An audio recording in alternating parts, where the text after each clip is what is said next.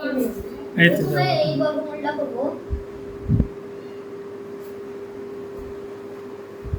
এই ঢেড়া চিহ্ন সংখ্যাটা কি হবে? ঢেড়া এটাকে বলে স্টার চিহ্ন। এই ঢেড়া চিহ্ন কি?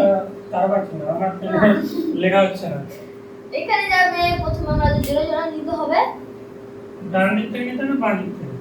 জোড়াতে চারটা আছে হয়ে যাবে দিক থেকে। আচ্ছা চারটা। এমনি নিতে কোন দিক থেকে হয়? এমনি না। ডান দিক থেকে। আচ্ছা।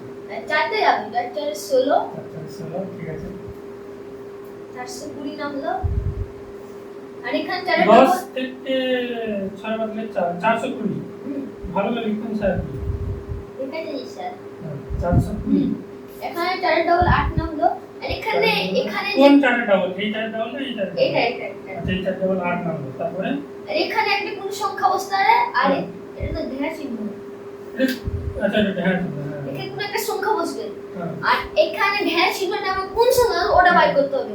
তাহলে প্লিজ একটা ট্রিক আছে এখানে। কি ট্রিক? এখানে ডান সাইডে এই সংখ্যাটা বাদ কিছুই নাই। আর এখানকার এটা বাদ 42 থাকছে। আমাদের 42 এর নিয়ামক সংখ্যাটা 8 এর 5 এর টেবিলে করতে হবে। 5 8 এর 40। তো 40 দ্বারা আমরা এটা গুণ করতে হবে। 85 55 85 5 5 25 5 হাত থেকে 2 5 আমার 5 টা যেমন এপসিলন টাইপ মনে হচ্ছে। এরা 425 তার মানে আমি এখানে 5 বসিয়ে দিই 925 হয়ে গেল কেমন করে? আচ্ছা এটা 4 লিখেছি। এইভাবে আমরা নামিয়ে দিতে আপনি পারি। ডাক্তার এরকম করে লিখবেন? আমি একটা ডাক্তার। আপনি এখনো ডাক্তার হননি। যতদিন আপনি ডাক্তার হচ্ছেন আপনার এই লেখাগুলো কেউ গ্রহণ করবে না। গ্রহণ করবে জনতা। জনতা গ্রহণ করবে না।